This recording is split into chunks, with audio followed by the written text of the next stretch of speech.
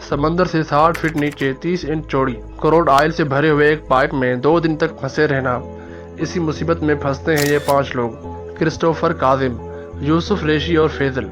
इन 5 में से सिर्फ क्रिस्टोफर ही बचा था, बाकी सारे अफसोस के साथ मारे गए। पाइप में फंसे रहने के बाद इनके साथ जो हरकतें हुई वो बहुत ही भयानक और दिल को दहला देने वाली थी। तो चलिए जानते हैं पारिया डाइविंग के इस खतरनाक इंसिडेंट के बारे में। दिन था 25 फरवरी 2022। अमेरिका के साउथ में पारिया नाम की कंपनी लोकेटेड है। ये 5 लोग जिनके साथ हादसा होता है वो पारिया नाम की कंपनी में ऑयल पाइप के मेंटेनेंस का काम करते थे। उस दिन ये लोग पाइपलाइन के एक ऐसे हिस्से में काम कर रहे थे जो काफी वक्त से बंद पड़ा था।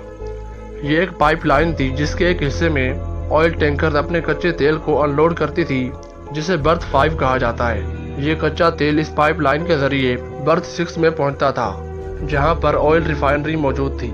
यहां से ऑयल को रिफाइन किया जाता है। उस दिन इन वर्कर्स का काम था इस पाइपलाइन के ऊपर वाले हिस्से को पानी से सेपरेट करना, ताकि ये लोग अपनी इक्विपमेंट्स वगैरह के साथ यहाँ आराम से खड़े होकर अपने काम को अंजाम दे सकें।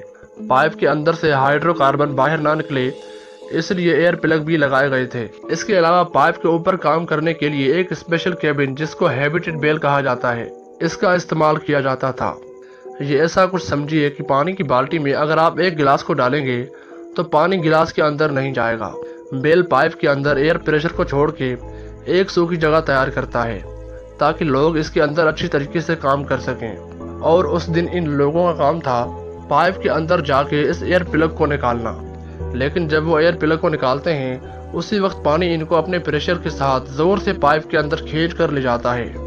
पानी का यह प्रेशर इतना तेज था और इतना ताकतवर कि 90 सेकंड के अंदर पाइप के अंदर ही अंदर उन्हें 20 फीट नीचे और 120 फीट दूर जाकर फेंक देता है। पाइप सीधा न होने की वजह से उन्हें एक राहत मिलती है।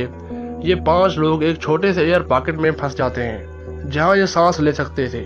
लेकिन सारी चीजों में इनको जरा भी आइडिया नहीं था कि इनके साथ हुआ क्या है।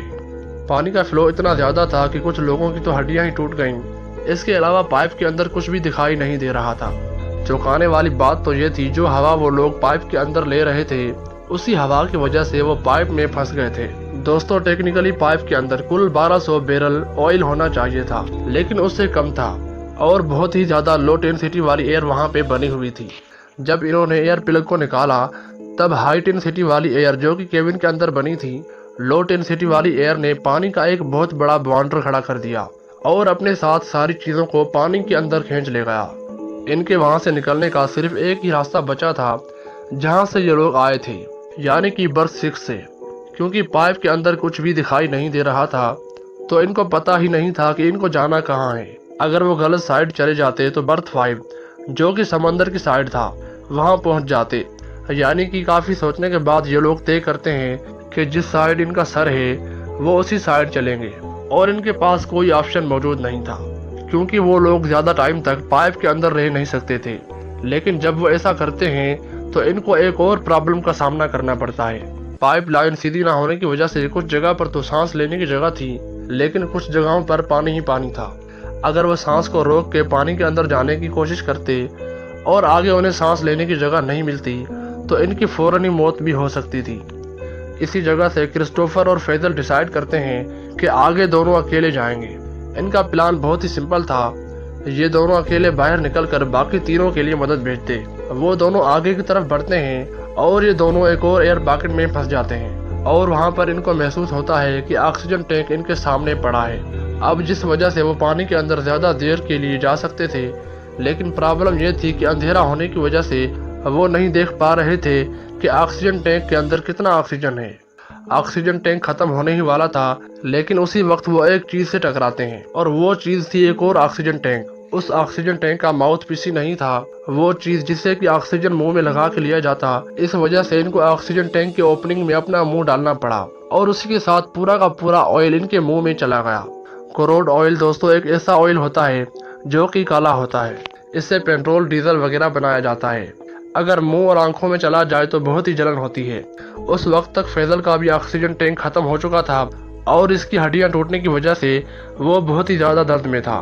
तो इसीलिए क्रिस्टोफर को आगे अकेले ही जाना पड़ा। 2 घंटे मशक्कत करने के बाद इसका ऑक्सीजन टैंक एक और चीज से टकराता है और वो चीज थी पाइप का बैंड।